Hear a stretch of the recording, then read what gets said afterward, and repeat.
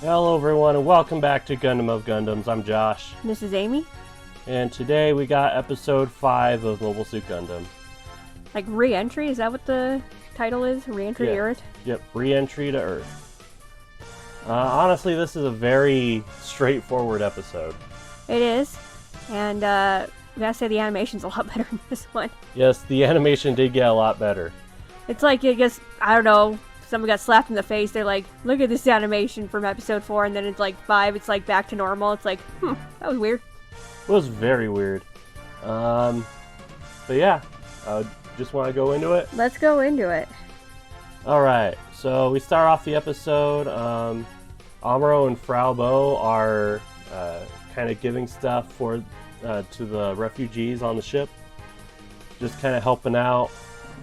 I think like this old guy right here, they're like giving him like a towel to kind of like wash up and all that. Yeah, something about getting refreshed before they step on the Earth. Yeah. Which, spoilers, that won't happen for a while. Yep. And then Amuro ends up hearing this kid kind of crying that his toy's broken, and you know, he's kind of a good guy, Amuro, and he offers to go help. For some reason, Frau Bo is just kind of... You know, you'd think that she'd want that. Yeah, you know? It's like, Amuro's just being nice. What's so wrong about this? Maybe it's because it's a toy car and she's like, he's paying more attention to electronics than me again. I don't know. Whatever. I don't know. I mean, she better get used to it, I guess. Yeah, Amuro's about to grow up, so she's not going to get much attention very soon. Yep. But Amuro and the old guy have a conversation. They kind of talk about like what happened to this kid's parents, and then Amuro kind of talks about his own. We got a little bit about Amuro's mom. She should be living on Earth. Of course, his dad is missing. Yeah, his dad is missing. They do mention, I think, the kid's parents died in the 1 week war, I guess. So yeah, like the 1 week battle. Yeah, or 1 week whatever. battle. Yeah. Yeah. Do you remember what that is, or? I don't remember what that is, honestly. Yeah, I don't know. We'd have to look that up. Maybe it's like a part of like them taking over Side 2 or something. But yeah. Could have been. Yeah. It's either that or, I don't think it would be California based. No. It No, can't be. they were in space already because the old man talks about how like he's surprised he's gonna be stepping on Earth again. So Yeah, that can't be it. we'll have to look it up. Maybe we'll find it. But it's kind of funny because the old man, he pulls out like coffee beans, and I guess nobody in space knows what they are. I guess. I mean, Starbucks just hasn't branched out into space, I guess. No, you know, Giran doesn't let that happen. No. He just doesn't like them Starbucks drinks, I guess. I don't know. Kieran's like, no, we are going to have Xeon branded coffee. You know, we never know if they actually do. It's kind of funny. But maybe it's like, you know, how I guess in Hathaways you have like, what, Jolly Bees or whatever that is called. I've never had it before. Sorry guys if you know what a Jolly Bees is, but you know, whatever that fast food chain is. But that's on Earth. And then we have like McDaniels in space. I don't know. But I guess Granada or Xeon does not have a Starbucks. I guess. Maybe. Coffee culture has not spread into space. I guess not. Their souls have been weighed down by gravity. Are you sure that the coffee beans aren't weighed down by gravity? Yeah, I guess those two.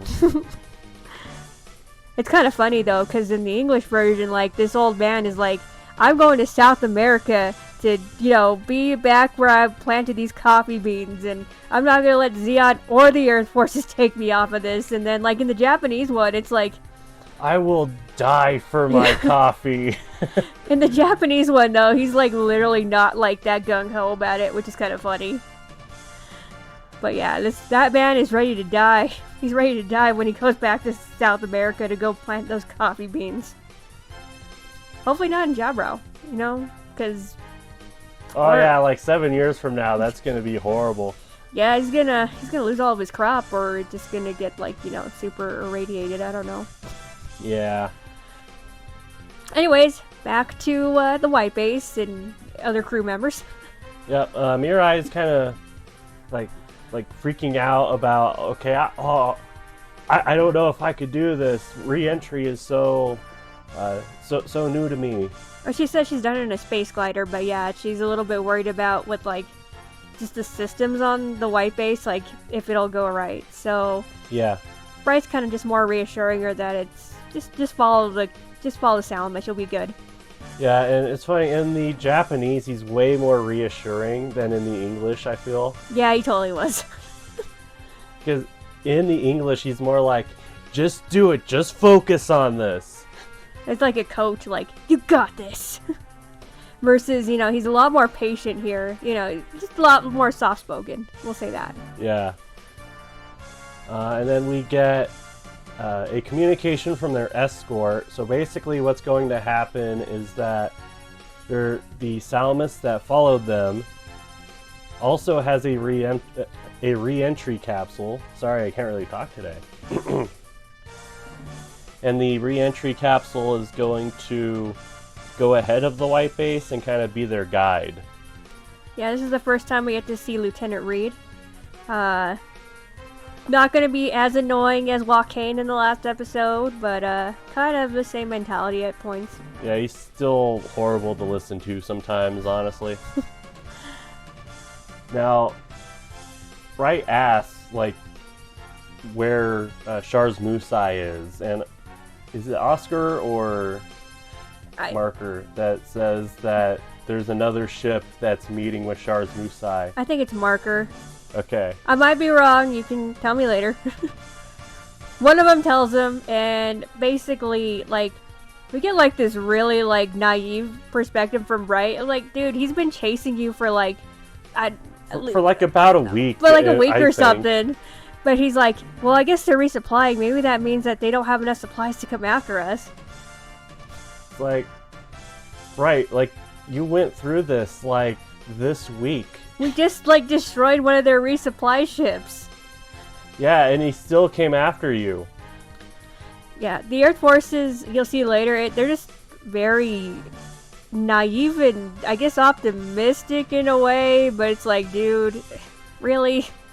Like, we've been through all this through a week, and I know the other Earth Forces people haven't, but it's like, we've already like gotten screwed over by Char so much. Luna 2 just got, broken into, and they couldn't do anything about that either, so. Yeah. But anyways, we go to see what Char is doing. So he has gotten 3 more Zakus, which he's gonna need, honestly. And then we get this really funny perspective shot. Well, not perspective shot, but like kind of like a far off shot, like far off overhead kind of. Yeah. He just looks like so, like he's so off right there. Like he just looks so off. It's like his shoulders are up. Like the horns are like much bigger on his helmet than they usually are. It's just really funny to look at. Yeah. But basically, he's going over the plan with his new pilots, I assume. And basically, the plan is to intercept the White Base during its re-entry to Earth, and hopefully destroy it and the Gundam during its re-entry phase. Yeah, pretty much. I think he says like the first priority is the White Base and then the Gundam, but obviously that doesn't really turn out the way he likes it, so. Yeah, and this is an operation that hasn't really been done before. Yeah, considering that you'll see that like we said with the Salamis needs like a capsule, we're not in the phase of Gundam where things can re-enter the atmosphere. Like at will. Yeah. Most things cannot. Yeah. We get to see the 3 new pilots, which all of them have names, I guess. They do. So we know for sure Crown. His name will be said later. The one in the middle. Like, we had to look this up on Gundam Wikipedia, and I didn't believe it when I saw it. But his name is JQ. Yep, like JQ. JQ. And so I went on the wiki, we got the character card from I guess the old Gundam card game, but he has a card. And then just read the katakana. It's basically, yeah, it's JQ or something like that. It's like, is he like French? I don't know, but it was just like my Google Translate was just like literally putting a J and a Q. So I had to make sure with the katakana that it actually reads like JQ or whatever it's called. But it was like, well, he has like, we don't even hear his name through this whole thing, so we wanted to make sure that he actually did have a name, or else we couldn't, count him later. Yeah. Spoilers. And then the other one is Komu, I think is his name. Yeah, Komu. Who looks like Ryu, like I think you pointed out. Yeah, he's a Xeon Ryu, pretty much. Anyways, that's the funny story of looking up things for the episode. Yeah. We end up going back to the Salamis, like the guys on the Salamis. They're getting ready to go off in their re-entry capsule. And they have that same weirdly naive, optimistic perspective about Char as well. It's like he thinks that Char would not try an attack during re-entry. It's like, I don't even know how the Earth Forces even have a stronghold in space at all. I honestly, I don't know. From this and then the Luna 2 episode, it's like, they are so underprepared, mentally, and then with security too. Like, man, you guys really suck. Okay, so funny thing, so keep this in mind. So we go back to the White Base, and we see the Gundam, and behind it is the gun cannon. This is like the first time I think we've seen the gun cannon really on the White Base. Yeah. So, nothing really much here. They're just getting ready for combat if they need to be launched, pretty much. Basically. They're on just heightened, they're just waiting to see if Char actually attacks them. Yeah. And he does. Guess what? Yeah, he does. And for some reason, we get another strange shot. So this is a reused shot from last episode, couple episodes ago, where we have the core fighter, right in front of the catapult deck. Yeah, like the catapult deck. But the core fighter doesn't get launched this episode. Yeah, it literally looks like it's about to get launched, but yeah. Now, I guess it could be in the other hangar, but kind of weird to focus on it. It's really weird to focus on it. Literally, it doesn't go out, so it's really weird that they even brought it up. Yep. Sayla tells Amuro all about the situation outside. He's got 4 Zakus, and he needs to focus on his altitude. Amuro's kind of freaking out a little bit. How am I gonna do this? How can I watch my altitude and battle 4 Zakus at the same time, essentially? Yep, and Sayla tries her best to kind of calm him down and be like, hey, you can do this. You got this, buddy. You got this, buddy. And then behind the Gundam is the gun tank all of a sudden. Yeah, so we went from the gun cannon to now the gun tank just kind of standing by too, so it's like, huh, that was weird. Yeah. Now, I get it, it's just a reused shot, but it's very awkward for continuity. We go back to kind of the Xeon perspective. So Dren is also going out in a re-entry capsule and is giving commands from there. Yeah. Yeah. We're about to start this battle. Yeah, we're about to start the battle, and the battle pretty much takes up the entire episode. Yeah, pretty much. So, after the eye catch and then a little bit before, so it's probably 3/4 of the episode. Yep. Amuro is engaging the Zakus. Bright is kind of freaking out because, the rear missiles of the White Base aren't firing.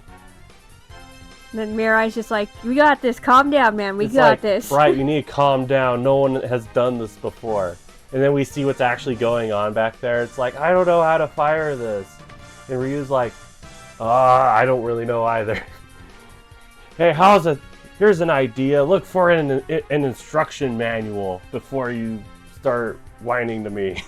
We talked about this too. It's like, this is really weird because like we've seen other like people fire these guns and stuff. It's like, how is this any different than the other guns they've already fired?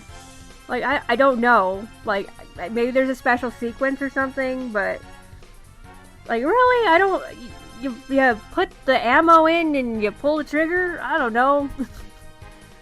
I mean, this one is a missile. Yeah, I know. Different ammunition, but... Well, I would imagine that there would be some kind of, like, lock-on, maybe. As opposed to the anti-aircraft machine guns that they were using earlier. True. Maybe that's it? Maybe. But once again, Ryu is the military man here, and it's like... Dude. It's like, come on. You should have been trained on, you know... should have been briefed on this. Should have been trained on some of these guns, Ryu. And I'm assuming that the white base uses, like, the same guns that, like, most Musais have. Sorry, not most Musais. Salamis? Yeah, Salamis, sorry. The other one, not the Xeon one. Yeah, not the Xeon one, sorry about that. I don't know why I was thinking Musai. Salamis. Yeah. Like, I would get it, like, there's really no military people to help train everybody, but at the same time, it's like, Ryu, man, you're a military guy. What have you been doing this whole time? I don't know.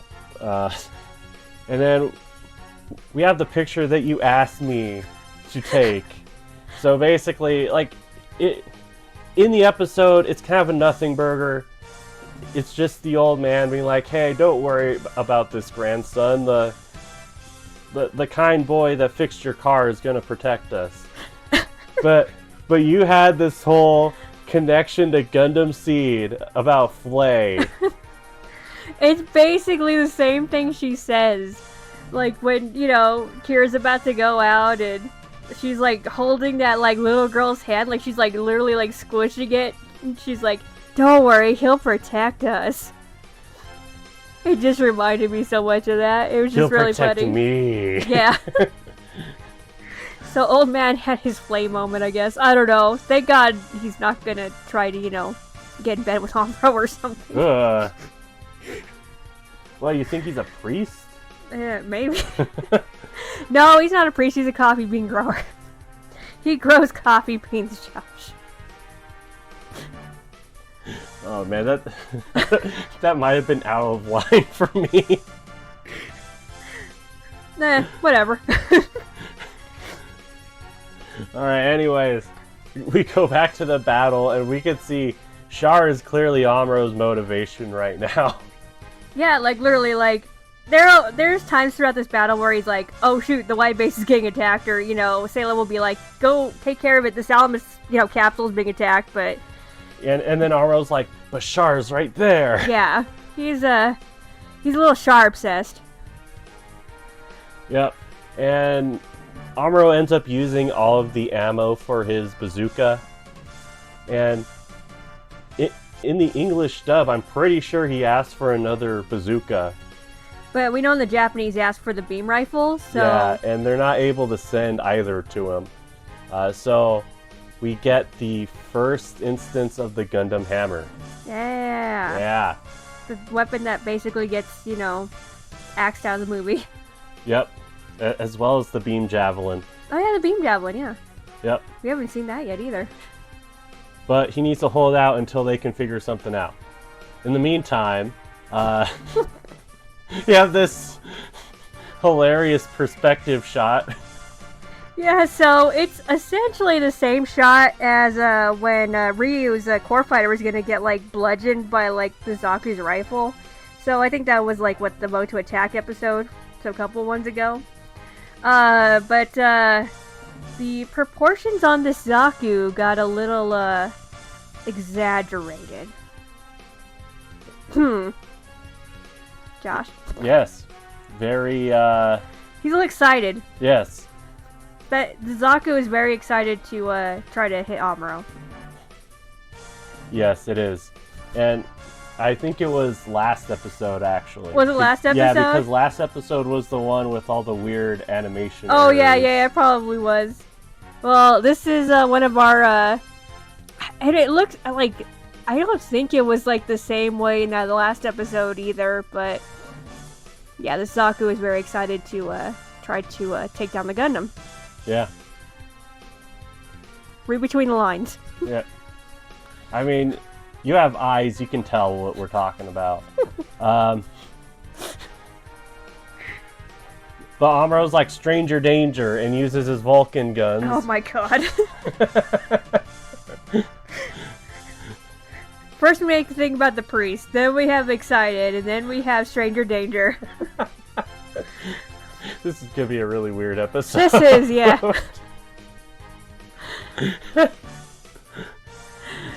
Anyways, Amuro is firing his Vulcan guns, hits the Zaku. Which works fine, by the way. Like the Vulcans work fine. Keep that in mind for later. And yeah, the Zaku is just full of bullet holes and explodes. I believe this one is JQ. So, yeah. Yep, this one is JQ. So, JQ or JQ, however you want to say it in katakana, how it's pronounced. He's dead. Jaka! Yeah. Jaka. Jaka. Yep, and then Amuro tries to fire his Vulcans at another Zaku, and he's like, man, these things are misaligned. It's like, you just hit the other one. What are you talking about? Yeah, they look pretty aligned to me in that last shot. Plus, so. they're built into the head. How can they be misaligned? I don't know. It's stupid. It sounds like you just have bad aim. Get good, Amuro. Anyways, the White Base is going to launch out the Gundam Hammer. And before Amuro can get to it, Char pretty much has him, like, dead in his sights. Yeah, with his bazooka. Which is actually a really nice shot of that. That bazooka. Is a really nice shot of it, yeah. I think this is the first time Char uses the bazooka. Yeah, I think it is too. And Char almost gets a clean shot off on Amuro, but the Gundam Hammer gets in the way of his rocket. Mm-hmm. And the Gundam Hammer is, just fine. Yeah, unscathed. Yeah. Unscathed. Oh, you know what? I don't think we got the picture of the bazooka kind of cutting through the shield. Oh, no, we didn't. But I do know that shot gets reused. Oh, okay. So it's fine if we don't get it here. So yeah, just to let you know, earlier in the fight, the bazooka did have some effect on the Gundam shield, so... Yeah. I think probably if you're a Zaku, a bazooka and then the Heat Hawk is probably the best way to go if you want to try to take down the Gundam. Yeah, it probably is. But the Gundam Hammer is here. Yay! Yep, Gundam Hammer is here. Then we get the eye catch, and it's still the same thing. Yeah, are we like living a Mandela effect, guys? Because I am pretty sure the eye catch changes to the Gundam using the beam saber, unless like we're in some different universe and God forbid, I don't know, it's not the same anymore. Who knows? Maybe next episode it will happen finally, and my fear of being trapped in an alternate dimension will be put to rest. Who knows? I'll just buy one of those Gundam helmets on eBay, and then I'll just do it. I mean, we got the headbands from the Gundam base thing. Just, make a little paper mask and add it on there. Yeah. Just... Man, that would look so bad. I mean, as good as some of the animation from, like, the last episode with the Gundam, so... Yeah. Alright, but the Zakus are able to damage the Salamis capsule. Yep, so they blow, like, a hole in there. Yep, well, there's a hole in there. Lieutenant Reed's spacesuit gets kind of jacked up a little bit. And they end up not being able to continue. And the White Base ends up taking them in. So, yay, we get to deal with them for the next few episodes. Yep, so now the White Base doesn't have a guide. Nope, and they had to, I think, move a little bit, too, to actually pull in the Salamis capsule, so... Yeah.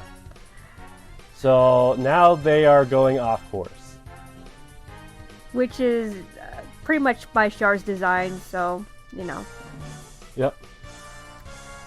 Char tries to talk to Crown, who has a light bulb shaped head for some reason. Yeah, he's basically like, what are you doing?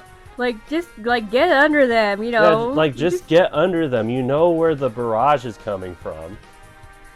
use your Zaku to its full potential. Crown's not that great of a pilot. No, he's not. Nah, not like we when Char got the upgrade last episode, and now he went to another downgrade. I'm just saying. I don't know. Zeon doesn't have enough of its aces teaching the new recruits. I guess not. Anyways, we see so Char and Oh, the other Crown. pilot? Crown? Yeah, Char and Crown end up going under the white base and start firing. White base takes some damage. White base takes damage, and then we get this shot. Apparently, Marker has gone Super Saiyan. Was it Oscar? That was Oscar, unless I'm crazy. Yeah, it's Oscar. Oh, Oscar. Okay, apparently Yeah. Oscar has gone Super Saiyan. You could see it better in another screen cap I think we have later, but yeah, his hair is this blonde. Yeah, like, he just dyed his hair, I guess. The only reason I can tell is because, like, Oscar has, like, the more, like, full, like, hair, and then Marker has kind of, like, a little bit less, not like the full lock thing going on. Amuro is still fighting Char, and Char is kind of getting, like, really annoyed because he's like, oh wow, this pilot has gotten, like, a lot better. Yeah, and you could tell, like, I think we said with the English dub, he sounds, like, a lot more annoyed. Yeah. In the Japanese, like, it's more of, like, an observation, kinda. Yeah, he's a lot more calm in the Japanese one. Yeah. And Char uses, Heat Hawk? well, yeah, like his Heat Hawk and Komu to kind of do like a combo attack thing. So while Char is attacking Amuro with the Heat Hawk, Komu is kind of coming up behind Amuro, and he didn't really know what hit him. Yeah, that's a good way to put it. So basically just in time, Amuro just throws like the big Gundam hammer and just... Right into the side of Yeah. his Zaku. It's kind of funny that it's shot with the Zaku. Yeah, it's like kind of all mangled and out of proportion, but hey, you know what? That's what happens when you get hit by the Gundam hammer. Yeah, but even like the Heat Hawk is just like... It's all red first of all, so I guess he took one of Char's Heat Hawks, I don't know, but I'm pretty sure that's what the Heat Hawk looks like anyway. well, I thought it would have been gray, I think, though, with like the yellow kind of like the end, right? Where it's actually like glowing, not like the whole thing being red? I don't know. I don't know. I mean, I'm pretty sure that the like the old colorization is supposed to be like a red. Huh. I don't know. I could be wrong. I don't know either, I'd have guys. to look at the other ones. But yeah, he got mangled up. He is not in good shape. Yep, not in good shape. So Char ends up elbowing the Gundam in the face. That was kind of funny. It's not important, but it's kind of funny. And then Komu dies. Yeah, he blows up. Blows up. For some reason, Amuro then throws the Gundam hammer at Char. Yeah, he disposes a lot of things. It's like, I guess, thankfully, the white base probably had a second one. I don't know. How does Zeon not, like, increase its mobile suit technology even faster? I know, he throws away shields, he throws away the Gundam hammer. He throws away beam rifles, Yeah. he throws away his bazooka. Who knows? What's going on here? Anyways, Dren is telling Char, like, hey, time's up, we gotta get going. Yeah, you Because- gotta get back in this capsule. Yeah, they are getting way too low. And we have a better picture of Oscar here, where it's like, hey, Amuro's not listening to us, we need to get him back in here, like, now. And Amuro's just firing his Vulcans at Crown. Super Saiyan Oscar. See, it's a lot easier to see it now. Yeah. And eventually, like, the white base has to kind of lock up. Char ends up being the only one who goes back into the escape capsule. Amuro kind of realizes that, like, oh shoot, I'm falling too fast. Yep. And then Crown's like, Char, save me! I can't slow my Zaku down!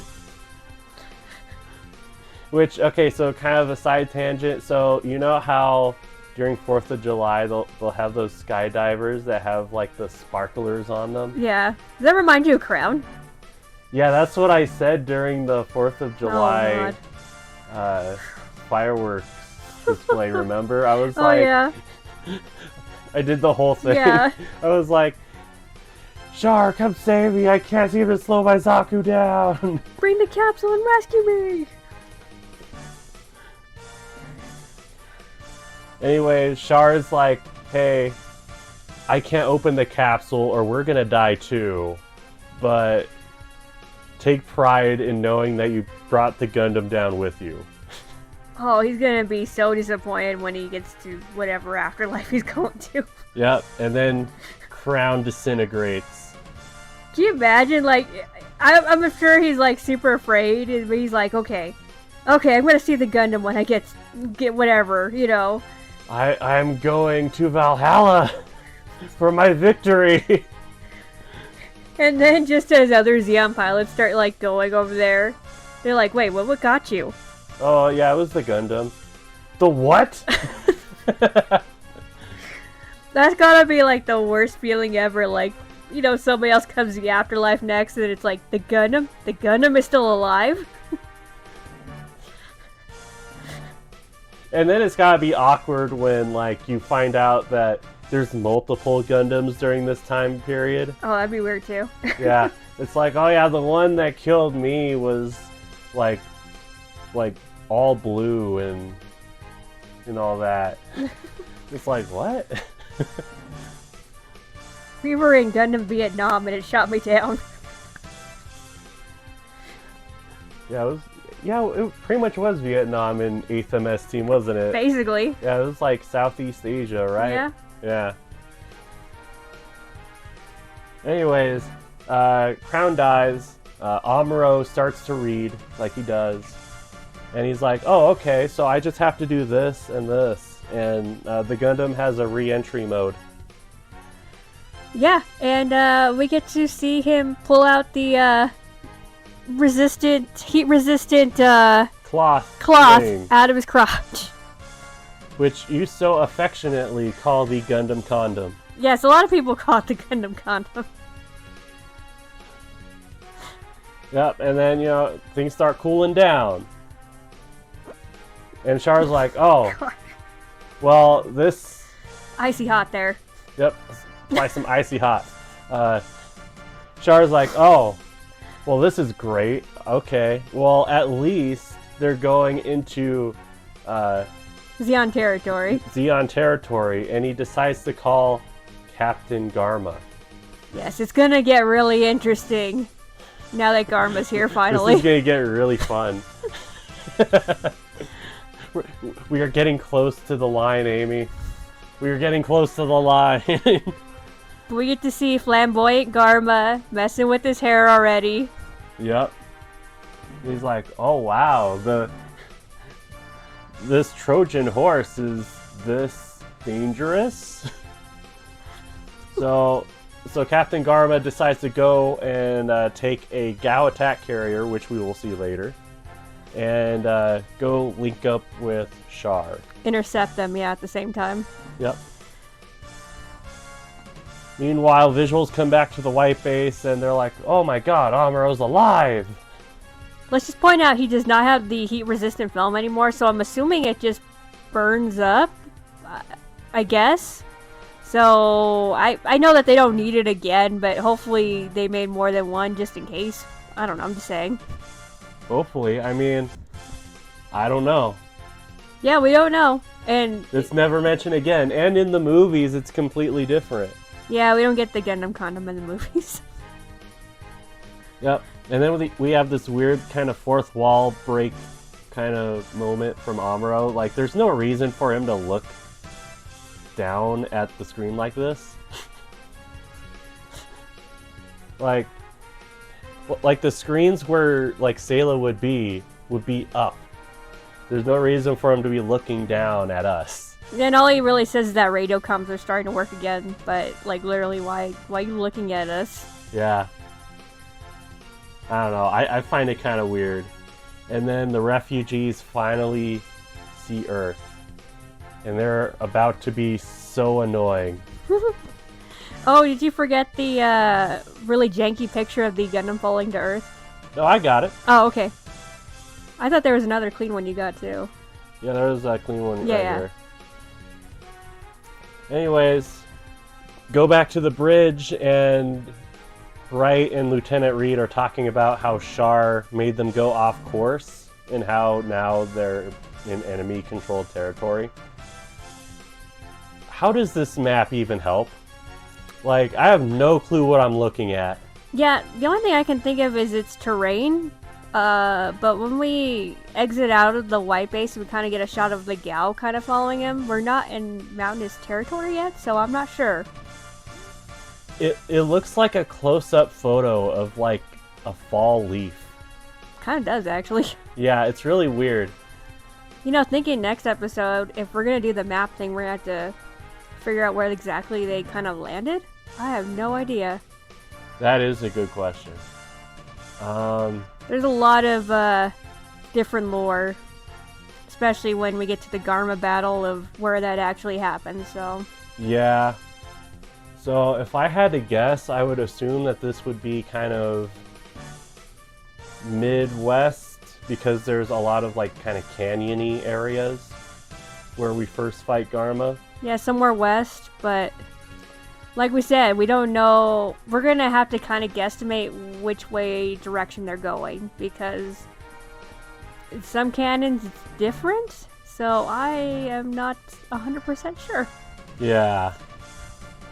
But anyways, they notice that Zeon is already there to greet them, and we get to see the Gao. It's a really very detailed picture of the Gao. Yes, it is. Yeah. Very nice shot of the Gao. And then we get to see Garma's full face. Talking about how this seems like it's gonna be a beast. Yep, this is going to be different from everything else that he's fought. And then we just kind of end on a really weird illustration of the white base, and it looks kind of wide. Yeah, it looks like it's really long or something. Yeah, it's kind of weird. Definitely off proportions in that. After we had such a good episode too, because a lot of the mecha stuff looked pretty good. Oh yeah, a lot of the mech stuff looked really good this episode. Minus a couple funny things. But yeah, I think that's kind of it. Finally get to Earth. Yep, we finally get to Earth, and honestly, this is where a lot of the character development is going to be taking place. Yeah, gonna get into that, and then of course we get more Garma. Oh yeah, we start to get Garma. We all know how much Char and Garma play off of each other, so can't wait to watch that again. Yep. We can watch Garma kind of giving off James from Pokemon vibes. Jesse! James!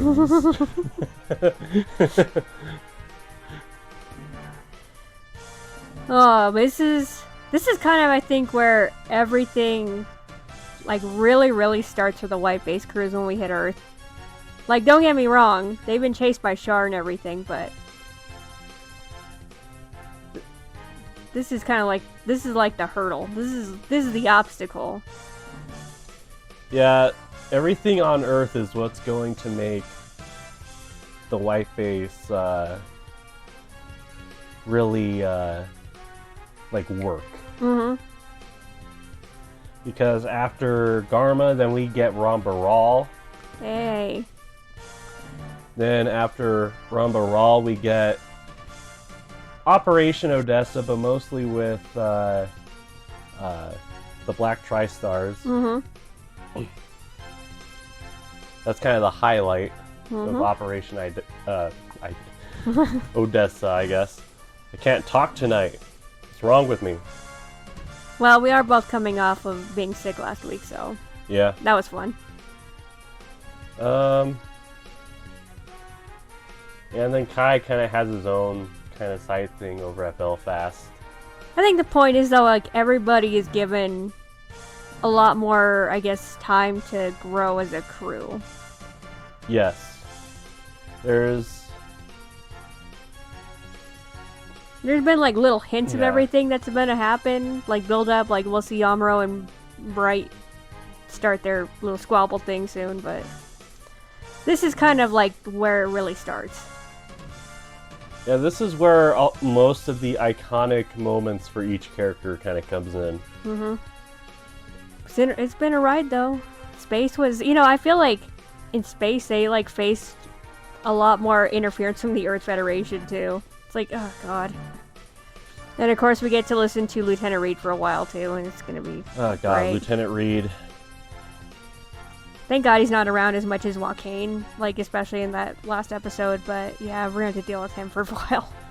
And here's the thing, like, Lieutenant Reed, he doesn't, like, completely take over the ship, so that's kind of a plus. Mm-hmm. But on the downside, he stays for a lot longer than Joaquin. Yeah. And he's just so annoying. And I cannot wait till we get to all the refugee BS. Oh my God. Yeah, it's like, put us down on the ground. It's like we're being hunted right now.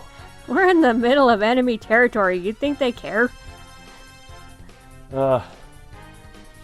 Anyways, we're gonna get to that soon enough. Yeah. Any other thoughts about this episode in particular? Not really. This is a very straightforward episode. Even while taking pictures, I was like, there's nothing much to really talk about. Yeah, a lot of it is just like battle, so not like character development or anything. But we can update the death count now. So, in this episode, we got JQ, or JQ, I don't know. However you want to pronounce JQ, it. We got Komu and Crown. So that's 3 more. So that brings up our total to 11 right now. 11. And that's only 5 episodes. It's pretty, it's a lot. It's like 2 point whatever deaths an episode. Something like that, yeah. Yeah. So. Wow. That's a lot of... to be honest, I didn't even think about it, like, when we started counting everything, like, that there would be this much. Yep. And our count's gonna get totally different from the movie part when we get to, the stoppage point of this and then do the first movie, so. Oh yeah, it's gonna be way different in the movie. We don't get nearly as many names. Mm-hmm. But yeah, I don't know if I can say really anything about this episode. I don't know if any character really stuck out to me in this one. Maybe Amuro for being really, thinking that he could just, beat everybody with his Vulcans or something. I don't know, but let's be honest, I don't know if anybody really stuck out in this episode. Char. I mean, Char's big helmet that always changes sizes for some reason. Yeah, I don't know. I think I'm done with my thoughts.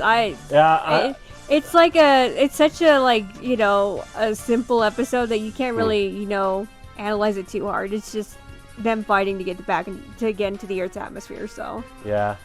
It's funny, we say that and it's like 45 minutes right now. Because we were laughing too much at, like, the, pictures that we took.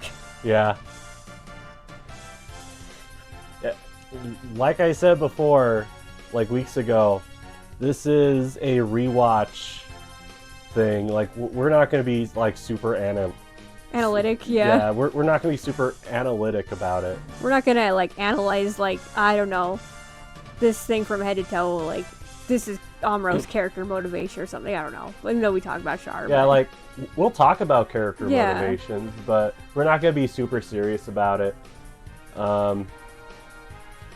No, just more of a hangout kind of thing. I'll give you the MVP of the episode. It was a old man with the coffee beans who did the flay thing. Oh my god.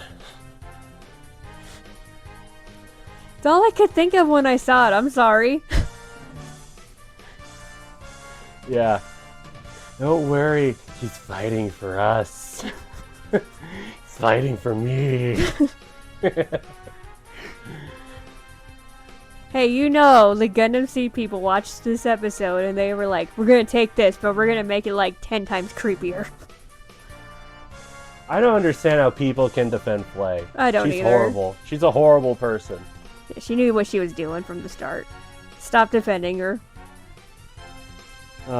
She's a thought. That's all we can say. She's a thought. You know, in Battle Destiny, so you know how in that final episode, Crusade kills Flay in that kind of like shuttle ship thing? The re-entry capsule. Yeah. It looks like it. Well, I was, so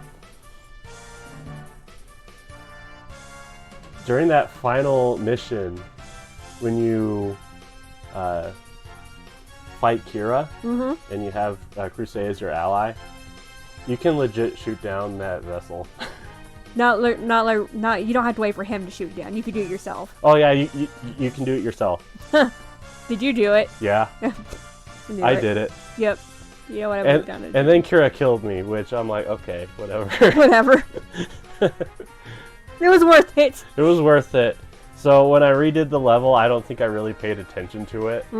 So, but I beat the level. No, whatever. It was worth it that one time. Yeah, it was worth it that one time. We'll get to Gundam Seed one day. We will. Well, a lot to say about that. Both of us will have a lot to say about it. I think you've watched it way more than I have. Probably have. Yeah. Watched it on the horrible Cartoon Network edited thing where they put the disco guns and stuff. Oh yeah, like the laser guns. Yeah. And like, even though they try to erase blood and stuff, it's like, well, that's still blood. Yep. There's still blood. Oddly enough, the pronunciation was still better though. Oh yeah. We'll get into the whole dubbing of Gundam Seed when we get there. You know, and I mean, Ocean Dub did Seed like they did here, so for Gundam. But I've got no complaints with the dub at this point. I think we point out, like, a lot of the times, like, when it's, like, kind of a different fluctuation or something. Yeah. If there is kind of a slight translation, I guess. I mean, like the old man from this episode. I know that a lot of people don't particularly like the dub of Gundam, like the original dub.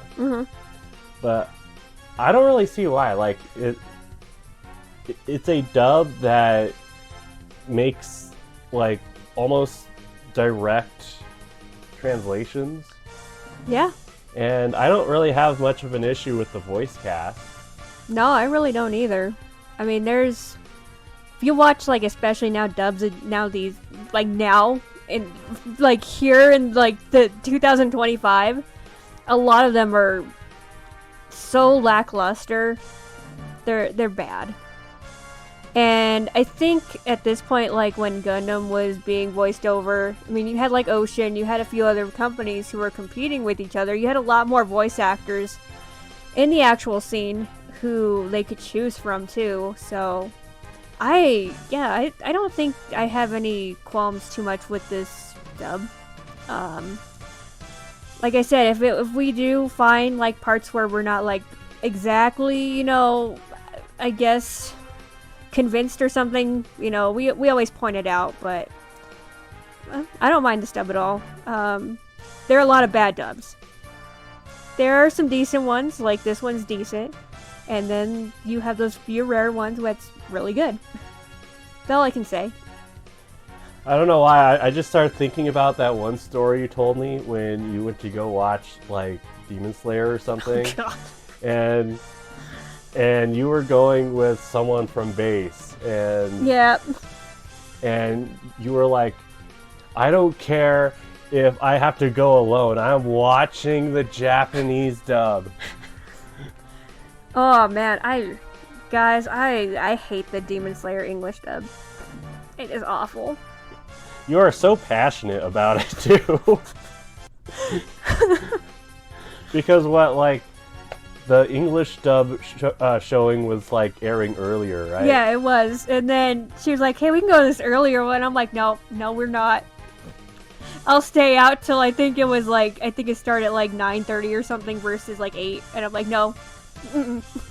You're like, "No, I'm not doing it. You can't make me." Oh man. Oh yeah, if you guys haven't seen it, go see Demon Slayer in theaters right now. It's really good. It's really, really good. Josh didn't go, but I went. Yeah, I have not watched any Demon Slayer, so it'd be kind of weird for me to, I don't know, go and watch it. This is like the last thing, right? Or Oh, it's like the last arc, so the last arc is being made into 3 movies, yeah. So this is part 1. It'd be like if I just skip from the beginning right to the end. I don't want to do that, so. But if you're a fan, go see the Japanese. I don't care if Channing Tatum is got a voice actor role in it. Just see the Japanese one. Voice acting is incredible in that one, and I've heard like the commercials and stuff with the English dub in it, and it's awful. To me, it's like one of the worst dubs I've ever heard. Oh come on, there's gotta be worse. There's a lot more worse dubs, like I said, like back in the day, especially when dubbing was just kind of starting out, it's kind of cringe. At the same time, a lot of companies did put in a lot of passion into their dubbing, so I think one of them I can think of just off the top of my head is probably like Tenchi Muyo. So Pioneer was doing all that dubbing, and they dubbed a lot, and that includes like the music and stuff, and like you could tell they had a passion for what they were doing. Like, is the voice acting the best all the time? No, but they put a lot of hard work into it. So it's just like nowadays, like you have Crunchyroll, which is Funimation, now because they bought it. There's not that many dubbing companies at all. So there is a very shallow pool of voice actors. And a lot of the voice actors, like especially when we're working like during the time of like Gundam, when we were doing this and dubbing, they're either older or there's been a lot of controversy where they just don't get brought back sometimes. Thankfully, in some other dubs, like because they're so legacy and because people really associate their voices with them, they've been brought back, thank God. But a lot of the times, like, of course you have to have new voice actors. I know some of them passed away. You got like Kirby Morrow, who did a lot of these Ocean dubs. He passed away. So it just feels like, in general, I know we're like going on a rant about this dubbing thing. Sorry, guys. Oh no, it's fine. But yeah, it just feels like the talent pool has really shallowed out. I don't know if Ocean really does much besides like Naruto. They did Yashahime, but they're just not as prominent, I feel. I feel like a lot of the dubs nowadays are done by like Crunchyroll / Funimation. And that's it. Yeah. You're probably not going to get another like Cowboy Bebop or something, which a lot of people praise the dub over even the regular Japanese recording. I don't feel like you're ever going to get that again. But my 2 cents, I think this dub is pretty good. Yep. And I'm glad that for the most part this cast did get to stick around and do video games and everything else. Obviously, when we get to Zeta, I'm very disappointed that we get to keep the people who are doing them right now. Because it feels like a really awkward bridge from when going from this series to Char's Counterattack, and it's the same voice cast. Yeah, it is very weird. But yeah, I do like, for the most part, I like these voice actors. Sometimes it just doesn't feel as iconic as the Japanese ones. I mean, my God, we listen to like G-Generation and stuff, and you get all those like lines when the characters attack, and you're like, yeah, that's Char, or that's Amuro. Like you just like instantly recognize them because they're great voice actors. But yeah.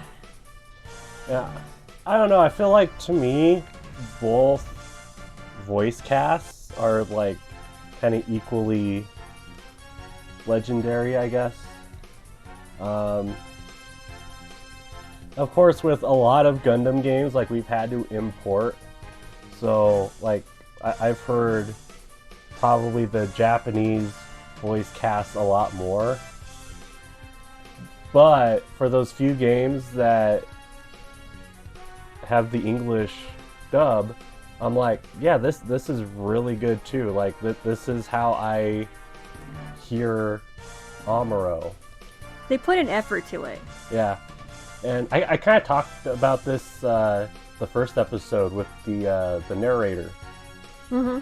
How I kind of hear the English narrator a lot more than I do the Japanese one. He's like a stronger voice too. Yeah. Not to say that the Japanese one is bad, it's just that I just recognize the English one way more. And after playing all those games where it just repeats like the same like intro. Yep. You see Sydney get blown up I don't know how many times. So yeah. I don't know, are we gonna have to call like this the, I don't know, episode 5 review plus dubbing analysis? Well, I'll just like plus tangent at the end. Plus dubbing tangent at the end. I'll definitely make a like different chapters for this episode.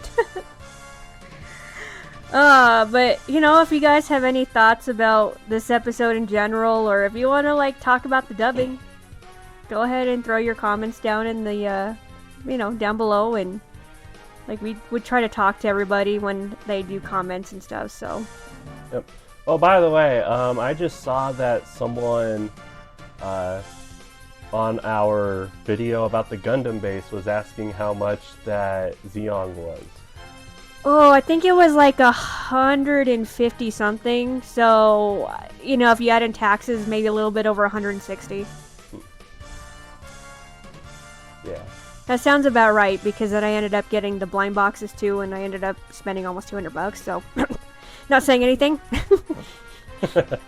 We'll just say that it did put a hole in our wallets. But yep. Yeah, I want to say it was like around 160. Alright, should we end this so we get off this tangent? Yep. I mean, because we could always do like another video about dubs too and stuff. Yeah. Honestly, we could probably just do like a live stream where we talked about dubs and... I would kind of like that to get like clips and stuff of like the ones I've been talking about. I don't want to listen to the Demon Slayer dub, but if I have to, I guess I have to. Yeah, and then we could do like a like G Gundam dub versus sub kind of deal, because that's probably one series where I would definitely say the dub is better. I know that we're gonna have to get through that in another video. There are some voices I really like in the G Gundam dub and then the sub, and then I think they like some other ones like match them pretty dang well. But that's another video. We'll talk about that, especially when we get to G Gundam. Yep. But if you guys want like a full like analysis of like a dub kind of versus sub thing, because there are a lot, like I said, there are a lot of good dubs. Yep. There are a lot of decent dubs, there are a lot of good dubs, but a lot of times now, especially, I find myself watching subs. Or if you guys just want just like a video where we talk about just like random stuff. That too. Yeah, like one can be subs, like subs versus dubs. One could be like styles of animation. Because I feel like we could go over that too, especially with kind of like how Gundam seems to be going for more of like a rounded, like kind of style rather than like the sharp kind of corners and edges. Or even just like the difference between like the traditional hand animated versus the 2D that is computer drawn now, or you know, adding in the 3D. So yeah, like completely hand drawn versus computer assisted. Yeah. Hand drawn, and then just completely 3D. Yeah. So there's a lot of things we could talk about it. If you guys want any of that, just let us know. We'll find time to just kind of either live stream it or make a video out of it. Or if you want Amy to talk about Demon Slayer, because... Oh yeah, if you want me to talk about the movie, more than happy to. I hadn't told Josh this, but I've seen it 3 times already, so... Oh, shit, okay. I'll probably see it again before it goes out of theaters, just let you know. Yeah, I probably won't be any help during that video. I've got no shame. You don't even know how many times I saw the Mugen Train movie, so yeah, let's leave it at that. Yeah, if you guys want to hear about Demon Slayer, just let us know in the comments, and we'll make a video on that. It'll probably be Amy talking for most of it. Oh yeah, it would be me. Like, I'd probably feel like, why is Josh even here? One day I'll let you watch it. I mean, you can watch it whenever you want. I have all the Blu-rays, so. Well, I mean, it's on Crunchyroll, right? Oh yeah, or Crunchyroll. I'm just saying. Wherever. I'm just saying, there's more than one way to watch it. Oh man, let's wrap this up because we are like going way over time. It's probably like an hour. Over an hour. Oh god. All right. Well, if you guys like this episode, please like, subscribe, hit that notification bell. And we will see you guys next time. Oh, and check out the X page. I'm trying to keep it up to date. It got a little bit out of sync because we were both sick last week, so kind of sucks. But usually what I'll just do is I'll post kind of what we're doing on YouTube. But if you guys want to make comments there, please do it. Please follow us there as well. Yep. I'll probably do Encounters in Space again this week. Super Robot Wars Y will probably be next week. And we're still building Gunpla. Yep, still building Gunpla. In fact, I'm almost done with a model. Then I'll need to edit. Yay! Yeah. I think that's it for us. Yeah, I'm good. Alright, this has been Josh. This is Amy. For Gundam of Gundams. See you all later. Bye-bye.